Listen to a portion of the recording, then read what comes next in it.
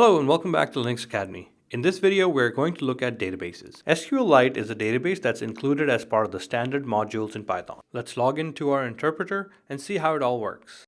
First thing I will do is import my SQLite library, set up a connection to it. So connect equals SQLite 3, connect demo.db. This connects to the database. If there was no database, the statement also creates the database. Next, we need to create a cursor. C equals con.cursor. The cursor is just a handle which is used to execute our queries. Let's execute a query. Let's execute our first query, c.execute. And I'm going to create a table called users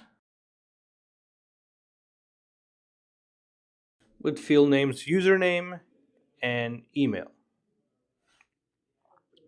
Next, let's insert some values. C.execute insert into users values me at mydomain.com. Simple enough. And if you were to do a commit, you do it at the connection level, not at the cursor. You can also pass in the variables when inserting values. Let's set up two variables, username and email address.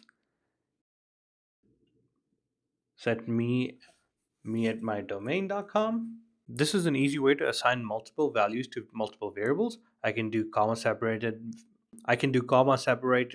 variables on the left side and comma separated values on the right side.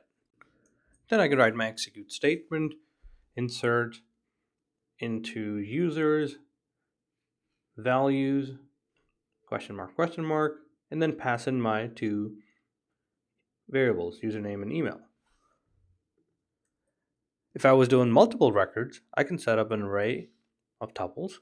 So I can do user list, create a tuple in there, Paul at gmail.com, create another one, Donnie at gmail.com. But this time I'll use the function execute many and insert into values, just like before, and pass in my list.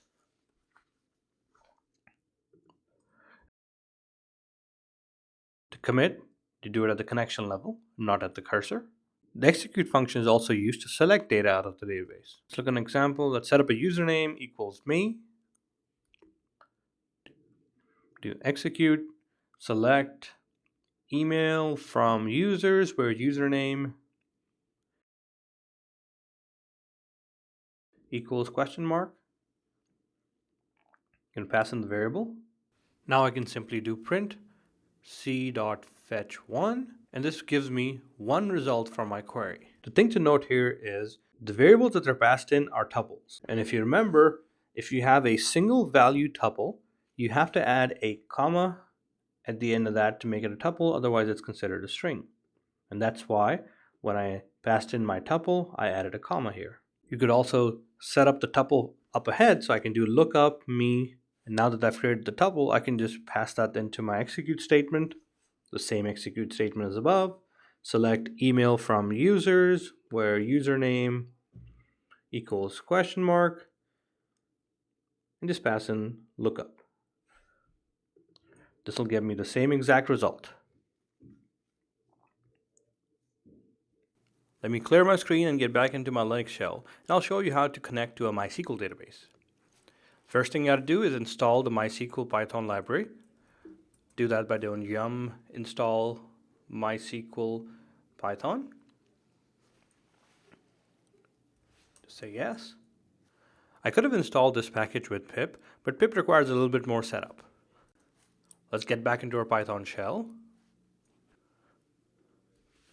Let's start by importing our MySQL database library. Import MySQLDB. And then connect to our database server using host as localhost, user as root, and a blank password. And I'm not going to specify a database. This is my development server, and I don't have it secured as much, but obviously in production you would have a hardened MySQL installation. Let's set up our cursor. Now, just like before, I can use execute to run my SQL. Execute, create create database test D. Unlike SQLite in the previous example, for MySQL you have to create the databases and tables explicitly. Let's do c.execute use testdb.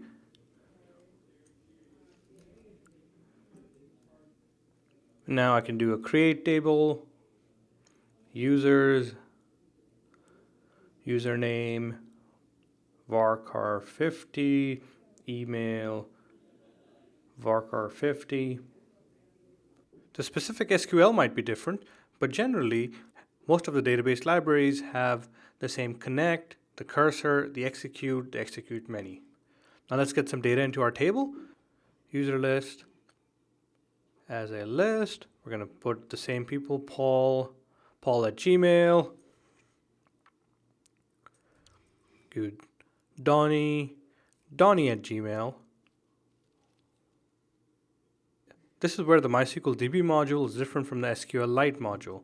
C execute many, then the SQL statement, insert into users, values. But instead of question marks, you need to use %s. Let's commit our data.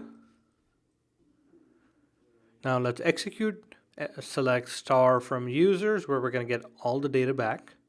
And we can iterate over the results using for row in c.fetchAll, print out a row at a time.